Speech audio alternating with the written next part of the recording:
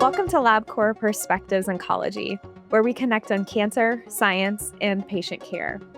I'm your host, Dr. Rebecca Previs, and I'm a Senior Director of Medical Affairs here at Labcorp. Today, I'm speaking with Dawn McHugh, Director of Precision Oncology CDx here at Labcorp. And Dawn, it's been such a pleasure working with you, and I'm so thrilled you're able to join us. It's great to be here, Becca. Thanks for having me. Look forward to our discussion today. Of course. Now, today's discussion, as you and I know, is focused on all things companion diagnostics or CDXs. And you are an expert in this space with, I don't want to, count, but almost 30 years of experience of blending this science and art of all things CDXs. I think you're a perfect person to lead us in this chat today. Well, thank you. It's an honor. It's an honor. I'll do my best. Awesome. Well, let's start with the basics. And for those new to the concept, what exactly is a companion diagnostic and why is it just so critical in oncology today? Yeah, that's a great question. Companion diagnostics, or CDX, as it's affectionately known, have been central to oncology for over 25 years. The first CDX was a HER2 immunohistochemistry test, as CDX to Genentech's Hercept test for HER2 positive breast cancer. This CDX was co approved with Herceptin back in 1998. And Herceptin, I think we're all real familiar with that one. It's certainly one that's been around for the test of time, and we still use it in clinical practice. But really, it's this that opened the door for patients with HER2 positive breast cancer. And this space has evolved so much. Tell us a little bit more about that. Yeah, well, why don't we start first with the definitions of a CDX as FDA defines it? And I think that has translated globally. But the FDA defines a companion diagnostic as an in vitro diagnostic that provides information that's essential, necessary for the safe and effective use of a specific drug or biologic.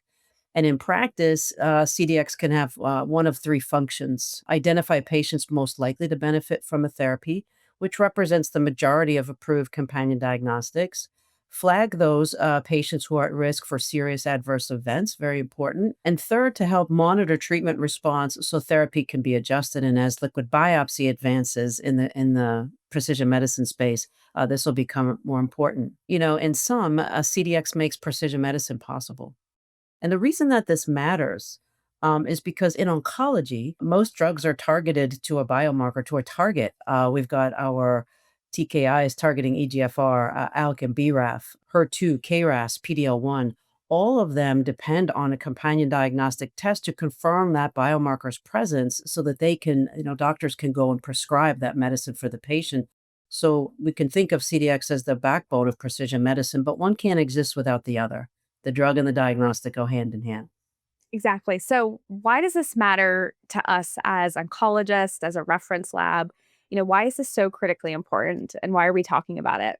Well, it's critically important because, I'm not going to sit here and go through the history of the Genome Project, but cancer is a very heterogeneous disease and it's driven by different biomarkers that are going to be identified as ones that are associated with a particular cancer. So we don't treat cancer as a one size fits all anymore. With the knowledge that's been gained with the Genome Project and the discovery how certain biomarkers play a role in disease etiology and progression, therapies have been designed to target them to try to stop the cancer in its tracks. So we need the biomarkers, we need the CDXs in order to give therapy to those patients, and it's the rule of FDA. It's a rule with FDA that we're going to need these CDXs in order for oncologists to prescribe these therapies, these groundbreaking therapies. Now, you mentioned biomarkers, and I think our team collectively just spends so much time thinking about biomarkers and CDXs. But as I've learned from you, not all biomarkers are CDXs. How would you explain that CDXs differ from other biomarker tests that are used in clinical trials? So, number one, a CDX is required for prescribing a given therapy. Okay, that's number one, right? As per the definitions that we just reviewed. Secondly, the assay is fully validated both analytically from a performance perspective and clinically to make sure that it is actually making the right calls to identify those patients. And it has the required regulatory approval or authorizations required to enable patient selection for therapy. Now, there are plenty of biomarkers that are looked at in a given clinical trial or even in clinical practice. But in drug development, most biomarkers are exploratory in nature. They support the research and they provide a complete picture of what's going on in that patient's biology, but they're not validated to the same level. They don't likely have the regulatory approvals or authorization, and they aren't necessary for prescribing the drug. So it's pretty much the complete opposite of what a CDX is. And so while they're important, they certainly don't have the level of importance that a CDX does from a regulatory perspective. Yeah, certainly nuanced to, I would say, to me as an oncologist. But why don't you share some examples to put this all in context for everyone? Share some examples, perhaps, of well known biomarkers and how specifically their CDX then impacts cancer treatment.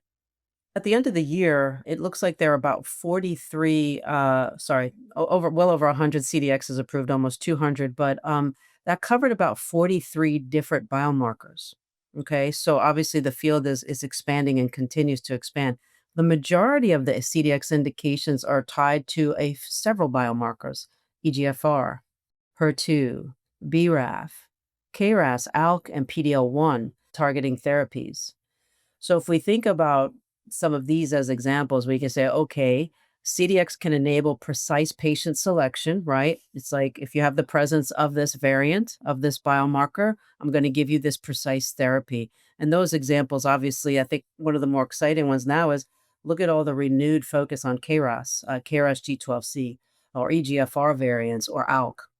So, what you're saying is, if I can say this in layman's terms, CDXs allow us to pick the right patient at the right time who has that unique biomarker, but it does go beyond that, right? Yes, it does. But I mean, that's kind of the basic definition. If you look out these last 12 to 15 years, we always talk about, the right drug for the right patient at the right time. So that's what precision medicine is about.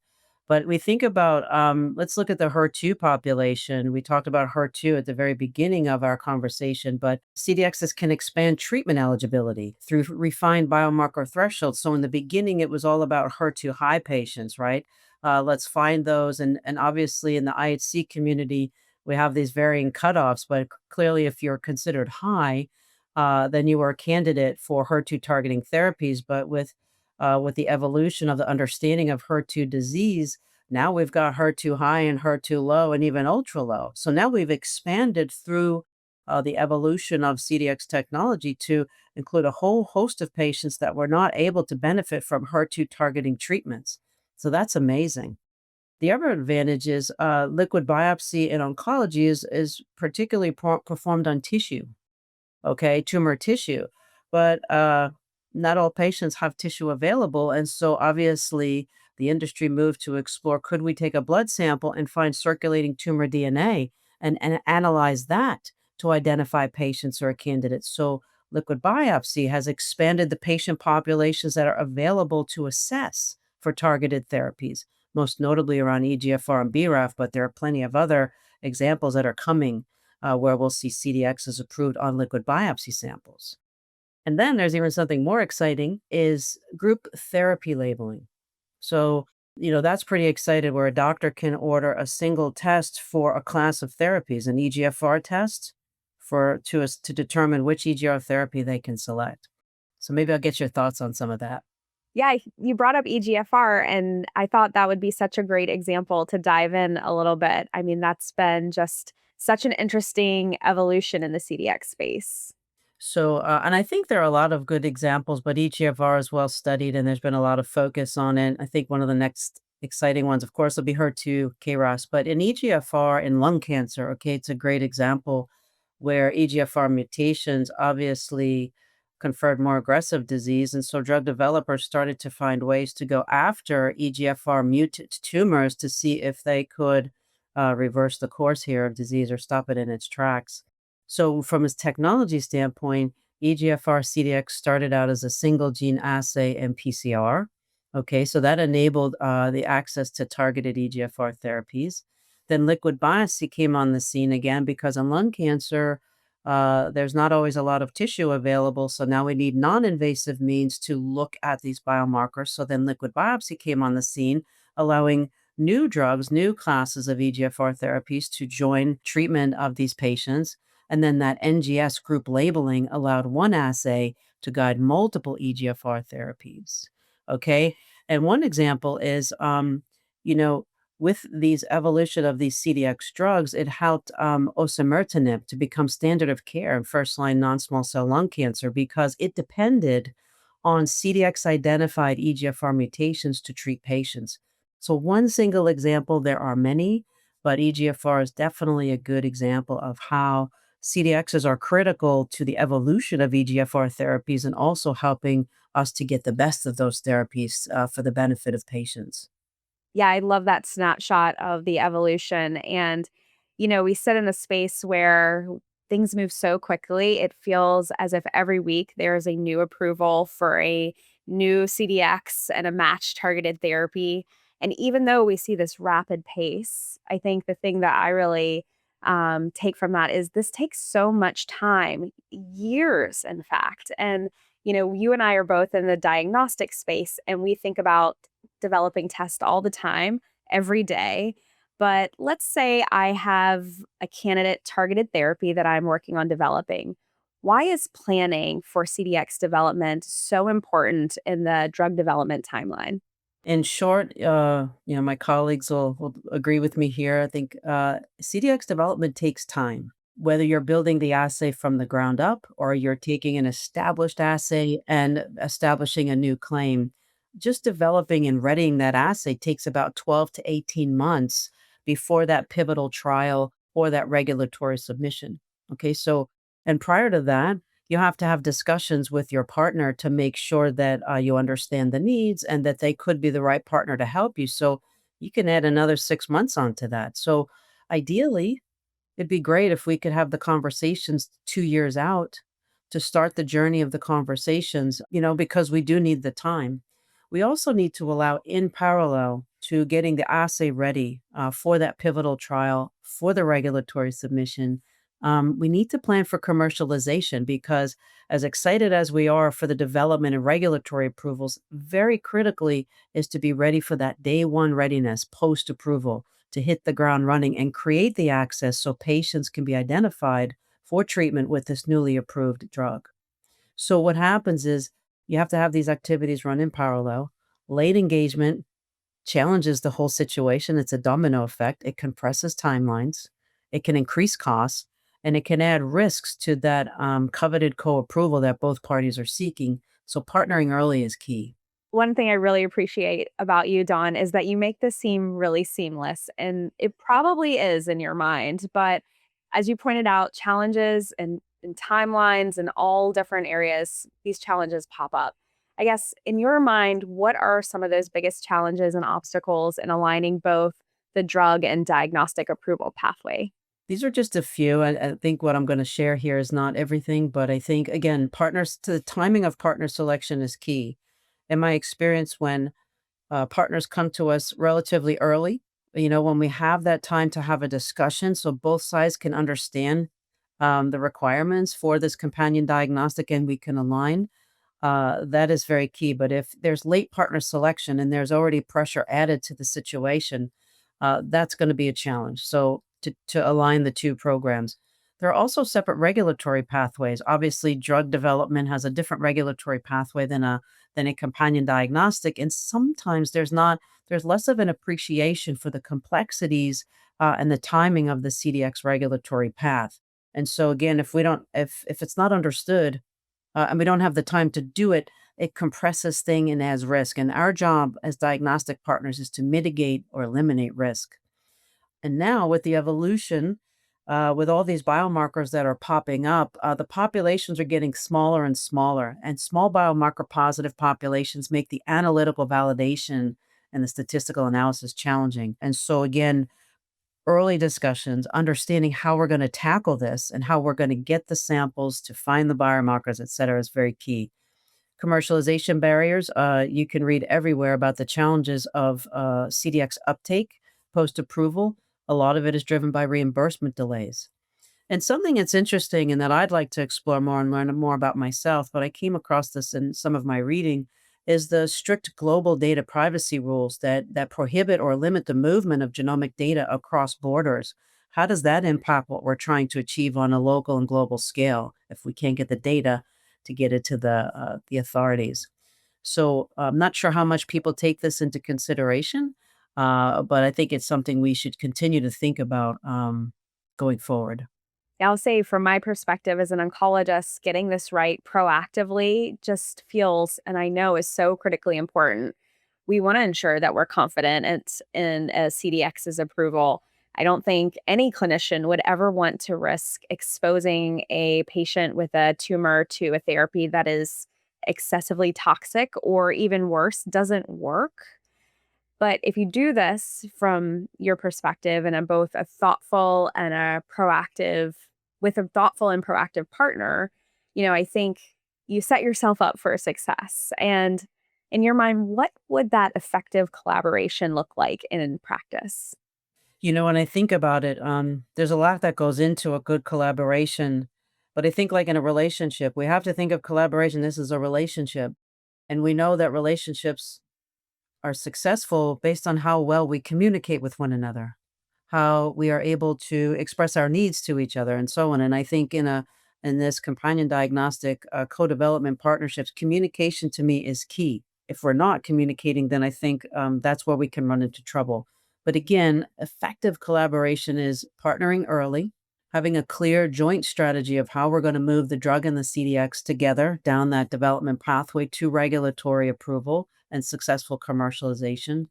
Clear roles, like who's going to do what, okay, for the RX and the DX partners.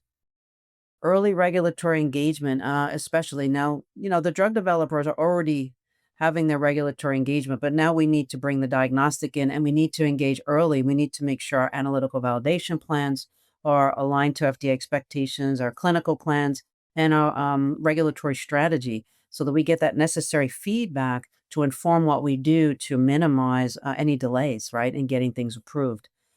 And again, I can't stress this enough. Good, really strong program management, which I call the heart and lung machine of a collaboration because it keeps everything moving. And it's typically, there's a representative on each side, and it's really important they work together to keep that whole collaboration moving forward, but also with good governance to make sure that we are communication at all levels in the collaboration and we have a means for escalating so that we can effectively address any risks or challenges. And again, don't forget commercialization. Don't forget it. You're focused on the CDX development and regulatory approval. Make sure you're ready to go into the marketplace once we are approved together. Well, I certainly love that analogy of the program management. I just have to call that out. That's such a great visual and what and how we work with our program managers to just rely on them for that effective communication. Okay, let me pivot just a smidge here. And where in your mind do commercial entities or companies like ours at LabCorp fit into this ecosystem? And what would you say makes us different? So, central labs in general are drug development. I want to call them machines, enablers, right? They enable drug development, and LabCorp, being one of the premier central labs in the marketplace, really can provide end to end support because LabCorp is invested not only in that central lab operations ecosystem for drug development, we also have diagnostic capabilities. So, we go from, bench to bedside. And then we also have invested significantly and continue to do so in that biomarker diagnostic development. So we're feeding our pipelines for our pharma partners as well as our diagnostic community.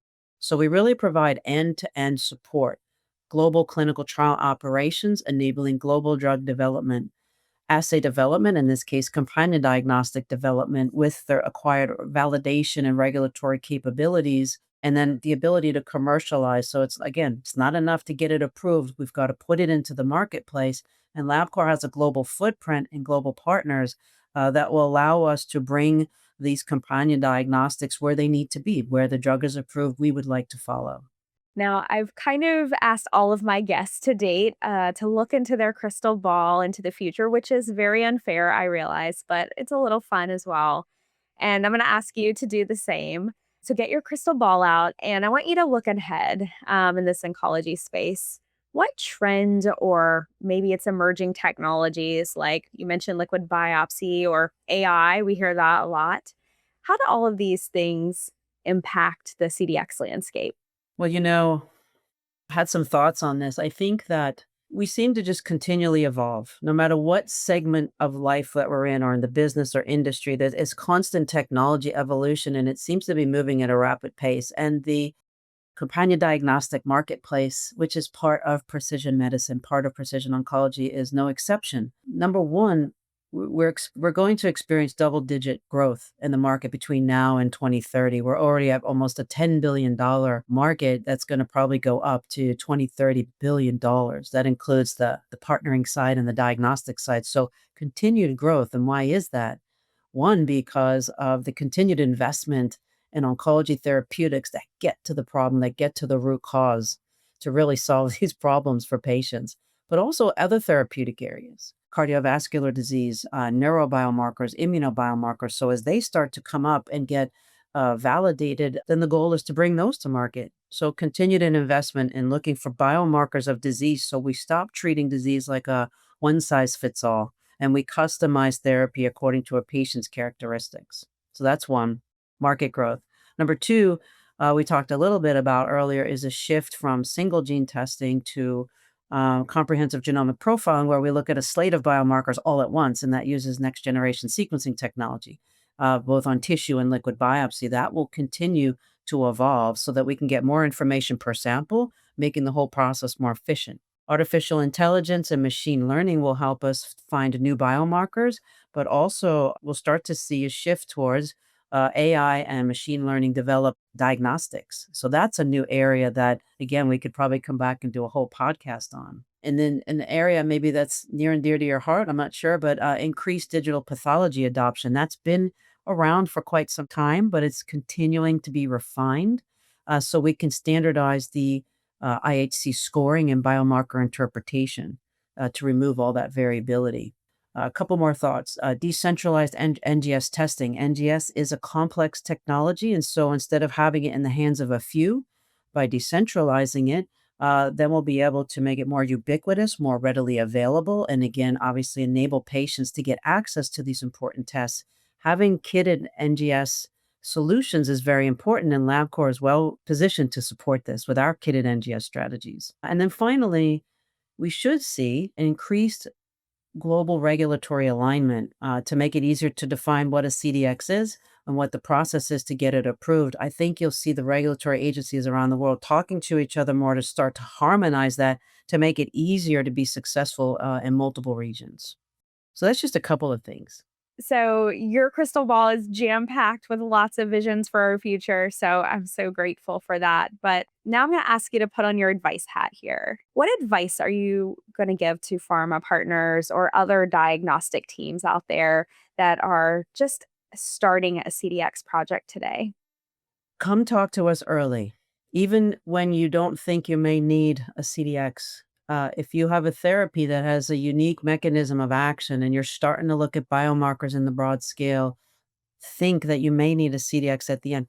Begin with the end in mind. We've heard this advice many times in many different industries, but think about where you're going to end up and come back to where you are and find a diagnostic partner that can help you assess the situation and put good plans in place so that there aren't any surprises and that you can continue to develop your drug in the time frame that you'd like to get it done. Engage early with the regulators, yourself, and with your partner. Okay. Something interesting that I haven't talked about in this whole discussion is a lot of times there's local testing done, right, for clinical trial enablement, enrollment, and then the drug developer wants to develop a CDX. Well, we need access to samples, the clinical samples, and the appropriate approvals to use those samples so that we can validate the CDX that's going to go to the regulators and conduct bridging studies. So that's really, getting samples with the proper informed consent. Choose partners if you can with integrated capabilities because it's a lot of work to bring a CDX to market. So if you do have a partner that can help you develop your drug, develop your CDX and get it into the marketplace, I think that would be very wise of you because it is a complex process to not only develop a drug, but to bring a diagnostic along with it. Find partners with those integrated global capabilities and those who understand the importance of being ready to commercialize on day one and has the understanding of what needs to be done to be ready to commercialize. So those are just my thoughts. I think it's really around communicating with your prospective partners early, understanding the requirements and putting the plans in place, starting with the end in mind. Well, I think that's a beautiful checklist, Dawn. Thank you so much for laying it out there for us and great advice. Thank you so much for sharing your insights and time today. Companion diagnostics, I think we can all agree, are truly transforming cancer care. And it's clear from your perspective that collaboration, thinking about things early, communication, and then an eye on innovation are just really the keys to success. So thank you. Thanks for having me. I think we should have another podcast and continue the conversation, but it's been a pleasure to be here today, and thank you for inviting me. And to our listeners, we hope that you'll join us next time on Labcorp Perspectives Oncology.